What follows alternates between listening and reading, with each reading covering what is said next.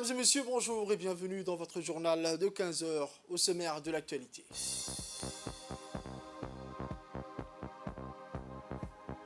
Le chef de l'État a procédé à l'inauguration de l'extension de l'aéroport de Djibouti ce matin.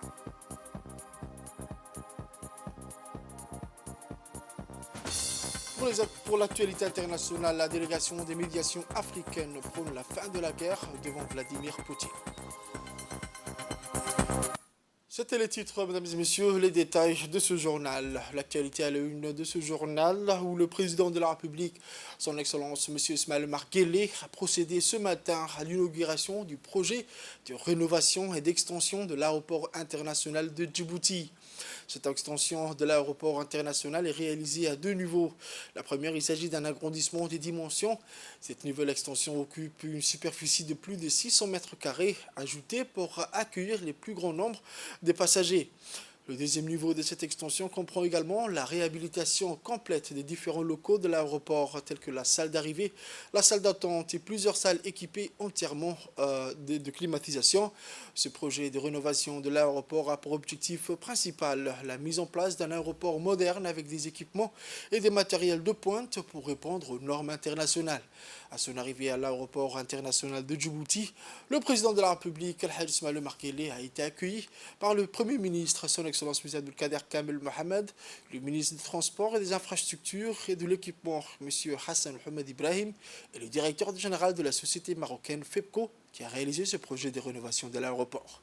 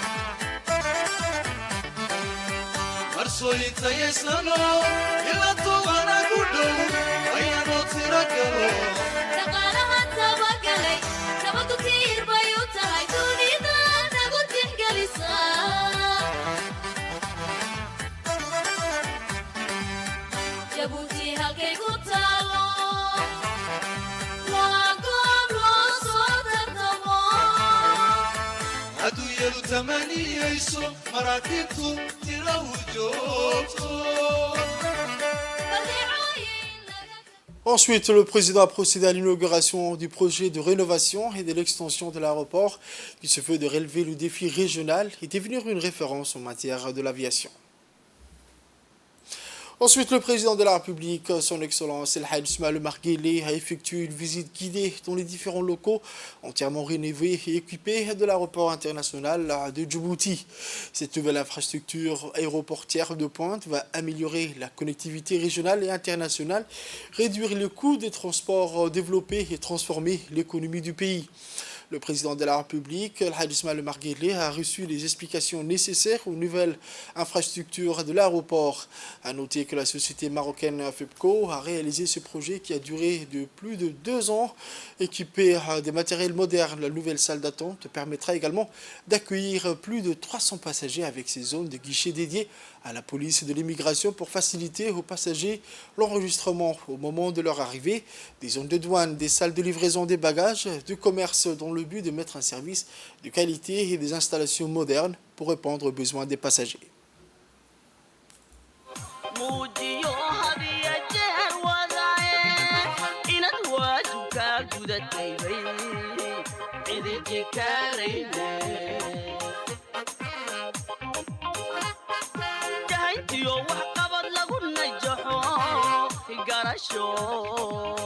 garasha ugu jeexa gelawada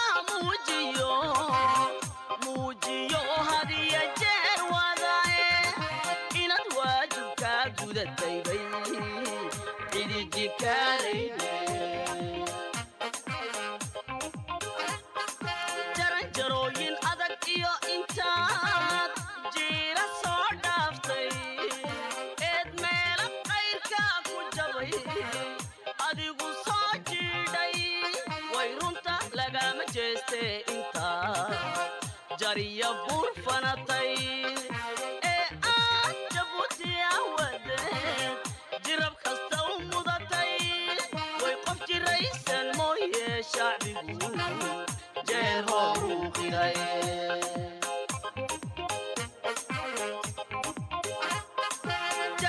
jarooyin adag iyo intaad jiira soo dhaaftay eed meela qayrka ku jabay adigu soo jiidhay way runta lagama jeeste intaad jariya buur fanatay ee aad jabuutiya wadeed jirab kasta u mudatay way qof jiraysan mooye shacbigu jeer oo u qiraye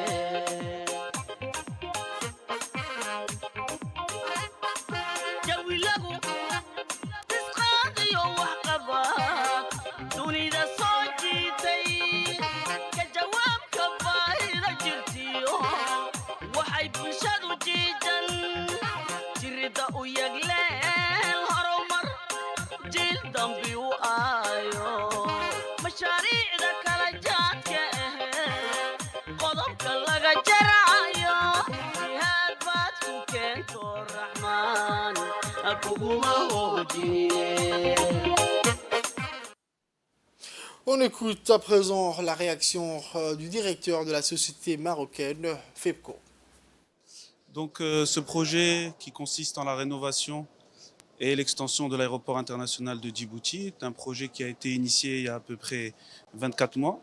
C'est un projet qui a consisté en la rénovation globale du bâtiment de l'aéroport, tant les zones de départ, les zones d'arrivée, également les zones pour l'ensemble des employés ainsi que les zones de direction et des compagnies aériennes.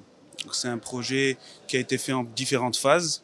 Une première phase qui a consisté en la rénovation globale du bâtiment existant qui était le bâtiment des départs ainsi que le bâtiment de direction. Ce projet a consisté dès le départ à renforcer la structure. Pour information, l'aéroport a été construit il y a plus de 40 ans. Donc il s'agissait de renforcer l'ensemble de la structure existante, la rénover, le mettre aux normes internationales. Puis rénover également la partie arrivée existante, ainsi que l'étendre.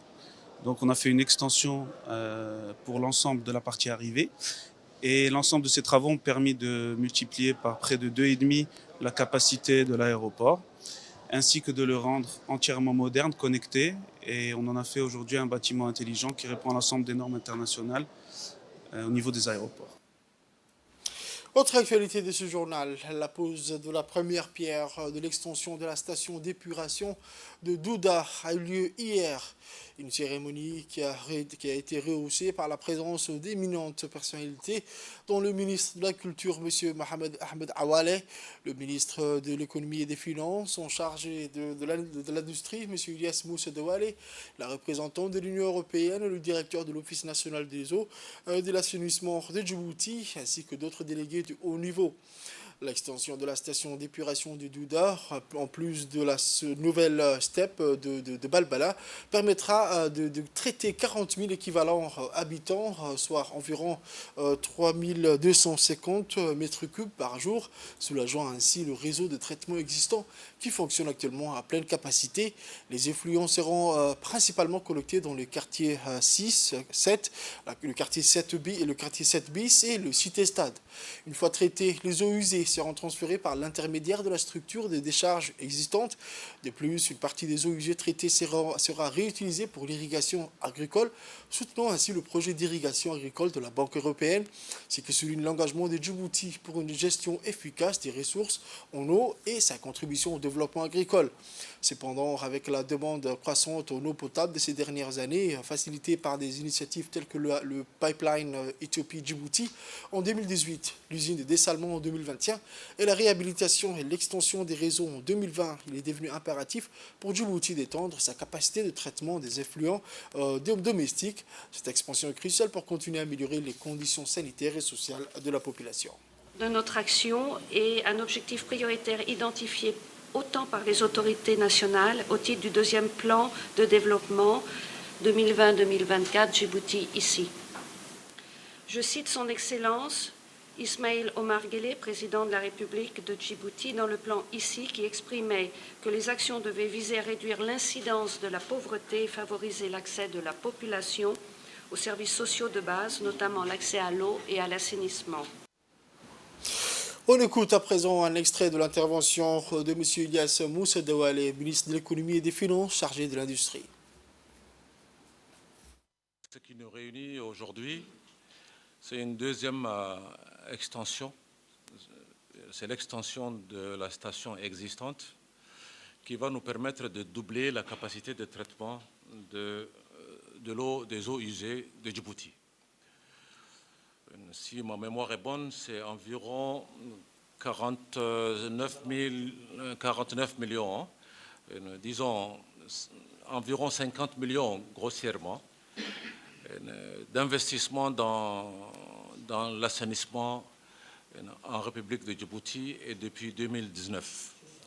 Souvent, beaucoup de mes compatriotes m'interpellent sur les montants parce qu'on a eu à signer plusieurs conventions et en général ne constatent pas ou ne voient pas le programme d'exécution pour la simple raison que organiser l'assainissement à Djibouti nécessite beaucoup d'études, il y a des préalables et nous y sommes aujourd'hui parce que ça va nous permettre d'accélérer maintenant le reste des investissements qui doivent venir, c'est-à-dire les branchements d'environ 5 quartiers.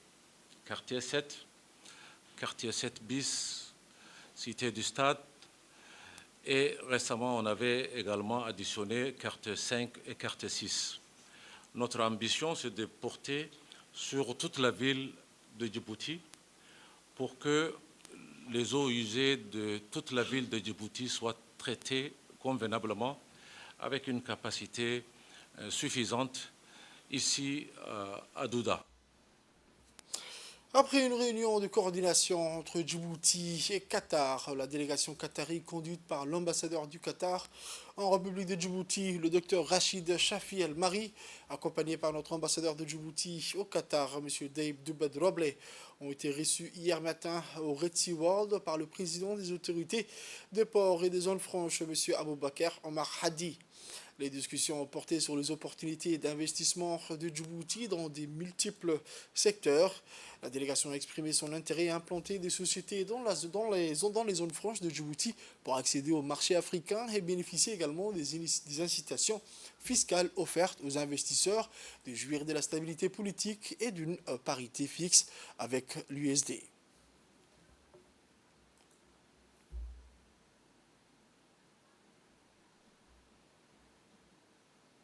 Toujours dans le cadre de renforcement des relations bilatérales multiformes, la délégation qatari ont effectué également des visites guidées dans les infrastructures portières du port de Djibouti.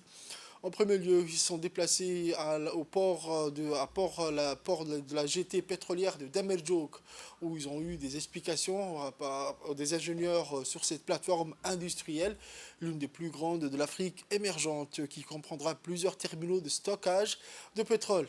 Et c'est dans ce sens que la délégation a été reçue par la suite dans le salon VIP du DDIP. Des informations relatives à ce projet et a été expliquée par le responsable du centre. Ensuite, c'est au tour de la SGTD d'accueillir la délégation qatari. À leur arrivée, M. Abdullahi Sigad a accueilli la délégation par le mot de bienvenue. Par la suite, la délégation a visité le port de DMP, le Dorale Multipurpose Port.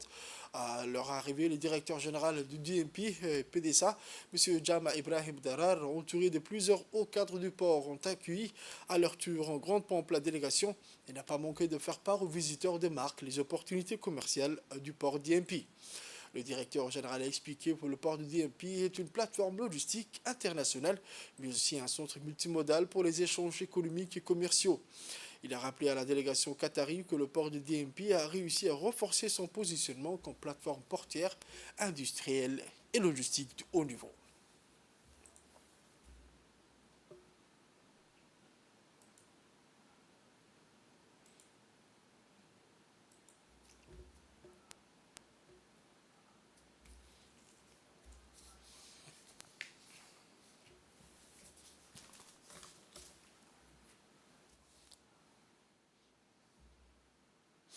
La commission de la législation de l'administration générale des droits et des droits humains a organisé ce lundi 22 juin 2023 au siège du Parlement Un atelier d'appropriation du processus de préparation de l'examen périodique universel avec le comité interministériel de rédaction du rapport national de l'examen périodique universel. L'objectif de cette réunion d'information est de créer un cadre d'échange et de concertation sur le processus et les enjeux de l'examen périodique universel, ainsi que le rôle des parlementaires en la matière aux préparations de rédaction de rapport national de l'examen périodique universel. Cette session d'information permettra aux parlementaires d'inscrire le processus dans un cadre participatif et inclusif en travaillant avec le comité pour relever les défis de la consolidation, de la promotion et de la protection des droits de l'homme à Djibouti. À noter que cette réunion a été présidée par l'honorable Kaltoum Farah Saïd, président de la commission de la législation, de l'administration générale et des droits humains. Le Doralé Multipurpose Port et le China Merchant Port General Bulk Management Center ont récemment franchi une étape significative dans leur partenariat. Les deux entités se sont réunies pour signer un mémorandum d'entente visant à promouvoir la maintenance des équipements DMP. La cérémonie de signature qui a rassemblé des personnalités de haut niveau a mis en évidence l'engagement des deux parties à renforcer leur collaboration et à favoriser une croissance mutuelle. Présidée par M. Jama Ibrahim, directeur général de DMP, la cérémonie de signature avait la participation de M. Feng Boming, vice-président exécutif du groupe China Merchant, et d'autres personnalités du premier plan. Le MOU symbolise une alliance solide qui réunit l'expertise et les ressources des deux acteurs majeurs de l'industrie maritime. Dans le cadre de cet accord, les deux organisations travailleront en étroite collaboration pour optimiser les pratiques de maintenance des équipements au DMP, garantissant ainsi des opérations efficaces et fiables. Cette collaboration devrait se traduire par une productivité accrue, une réduction de temps d'arrêt et une amélioration de la qualité des services du port. Cette cérémonie de signature ne symbolise pas seulement l'engagement en faveur d'une croissance collaborative, mais souligne également les liens plus larges entre Djibouti et la Chine dans le secteur maritime. Cette collaboration établit un précédent positif pour les futures collaborations entre les entités africaines et chinoises, mettant en évidence le potentiel d'une coopération mutuellement bénéfique pour promouvoir le commerce mondial et la connectivité. On écoute la réaction du directeur général du Doralé Multipurpose Port. D'une convention de partenariat avec China Merchant Group, qui est notre partenaire. L'objectif de ce partenariat est de renforcer la partie technique du port, donner le plus de formation à nos ingénieurs et surtout donner à nos ingénieurs une autre façon de travailler. Parce que l'expérience est au cœur du métier et c'est l'expérience qui fait la différence. Aujourd'hui, nous sommes vraiment contents parce que dans tous les ports, nous avons des techniciens, des ingénieurs qui ont un très bon niveau technique. Et c'est la raison pour laquelle nos ports sont performants et qu'on arrive quand même à avoir des performances de plus de 22 000 tonnes à 25 000 tonnes de déchargement de marchandises. Ça, on ne peut faire que si vous avez des engins fonctionnels. Et tout ce travail, tout ce préparatif, il y a des hommes derrière.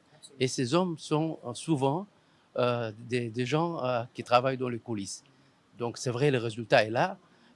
On a des bonnes performances, mais quand même aussi, il faut travailler avec ces ingénieurs jeunes et expérimentés aussi, et leur permettre d'avoir d'autres horizons. Ça nous permettra donc, cette convention permettra donc à nos ingénieurs d'aller en Chine, voir comment les autres travaillent, comment en Chine les ingénieurs s'organisent, et donc ça leur permettra aussi à nos ingénieurs de donner aussi, disons, leur expérience et partager donc cette expérience vraiment unique. Et donc, je remercie aujourd'hui le président de la République, M. Ismaël Omar Guelleh, qui a donné la priorité donc au port.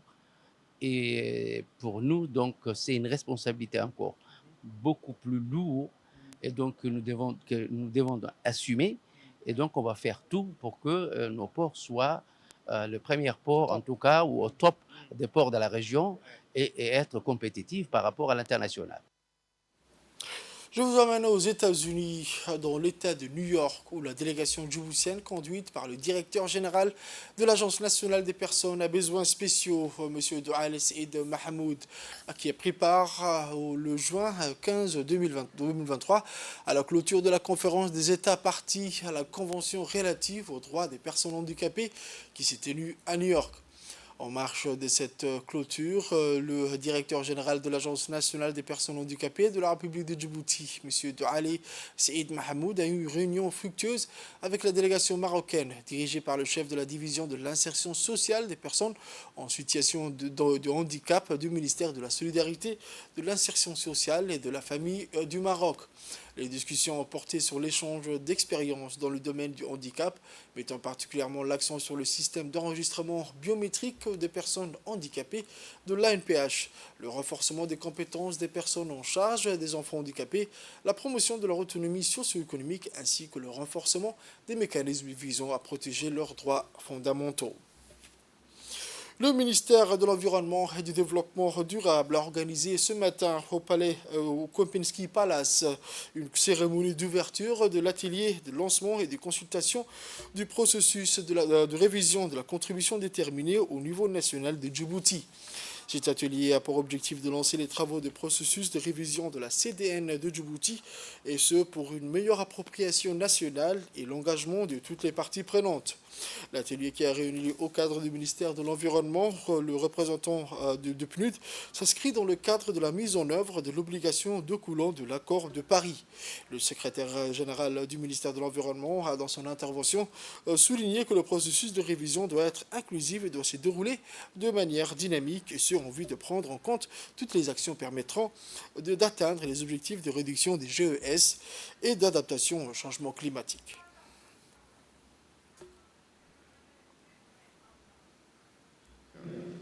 Les engagements pris par Djibouti dans le cadre de l'accord de Paris sur le changement climatique, visant à réduire les émissions de gaz à effet de serre et à renforcer notre résilience face aux impacts du changement climatique. La République de Djibouti a fait preuve d'un leadership exemplaire en soumettant ses contributions déterminées au niveau national en 2016. Cela reflète la volonté politique du pays de participer activement à la réduction mondiale des émissions de gaz à effet de serre et de répondre aussi aux besoins d'adaptation du pays au changement climatique. Les CDN constituent la pièce maîtresse de l'accord de Paris qui invite les pays signataires à réviser leurs engagements tous les 5 ans dans l'optique de rehausser les ambitions en matière d'atténuation comme d'adaptation afin de maintenir le réchauffement climatique en dessous de 2 degrés, voire de 1,5 degré. L'atelier qui nous réunit aujourd'hui s'inscrit dans le cadre de la mise en œuvre des obligations découlant de l'accord de Paris. Cet atelier a pour objectif de lancer les travaux du processus de révision de la CDN de Djibouti, et ce pour une meilleure appropriation nationale et l'engagement de toutes les parties prenantes.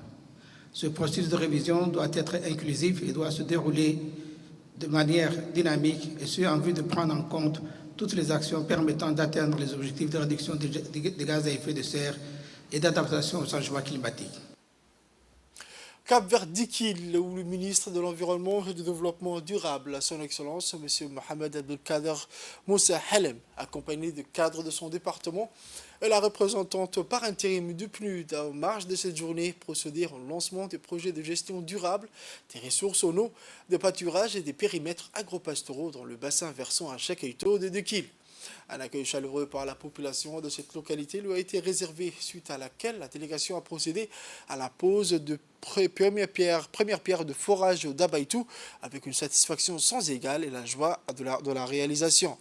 Ce projet fait suite aux doléances adressées par la coopérative des agropastoraux qui ont pour objectif de travailler la terre pour promouvoir l'agriculture et par conséquent prendre leur vie en main.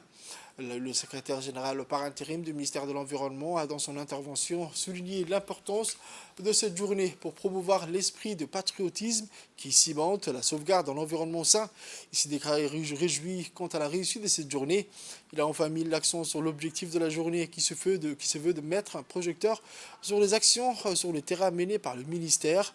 Il a lancé également un appel à la population djiboutienne afin que cette dernière adopte la bonne pratique de son environnement et se faisant contribuer aux efforts tous les acteurs clés qui œuvrent au four ou au moulin pour réduire et diminuer la pollution des plastiques.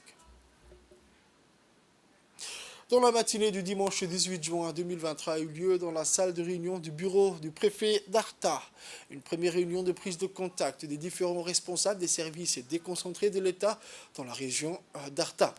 Le préfet, M. Hassan Dabali Ahmed, a réuni les responsables des services déconcentrés suite à sa nomination du 6 juin dernier pour s'informer de la situation générale des missions des services déconcentrés tout en exhortant à la redynamisation davantage les efforts pour mieux servir les concitoyens. À cette occasion, le nouveau préfet d'Arta a souligné l'importance de la coordination et de la communication des activités de ces services tout en réitérant sa disponibilité pour accompagner leur action pour une meilleure efficacité. À la fin des discussions et des prises de contact, le préfet a exhorté à œuvrer chacune de son côté à l'approche des préparatifs des festivités du 27 juin 2023 pour faire briller, embellir la ville aux couleurs et souhaite une excellente fête d'indépendance à tous. Pour les actualités internationales, je vous le disais dans les titres, la délégation de médiation africaine a prôné samedi la fin de la guerre devant Vladimir Poutine, formulant des propositions jugées très difficiles à mettre en œuvre par le Kremlin au lendemain du rejet de cette initiative par le président ukrainien Volodymyr Zelensky. La délégation comprenait, outre M. Ramaphosa, 3 autres présidents, Macky Sall du Sénégal, Hichilema du Zambie et Azali Assoumani du Comore, les présidents en exercice de l'Union africaine, ainsi que des représentants congolais, ougandais et égyptiens. Autre rendez-vous à venir, le sommet Russie-Afrique prévu fin juillet à Saint-Pétersbourg et pour lequel les dirigeants africains et M. Poutine ont affirmé samedi leur volonté politique de poursuivre le dialogue, a déclaré Dmitry Peskov. L'Afrique est durement touchée par l'augmentation des prix des denrées alimentaires et les conséquences de l'offensive russe sur le commerce mondial. L'Afrique du Sud refuse cependant de condamner la Russie pour son agression et est critiquée pour sa proximité avec le Kremlin. C'est la fin de ce journal de 15h, mesdames et messieurs. Merci à vous de l'avoir suivi et restez avec nous pour la suite du programme sur Télé Djibouti.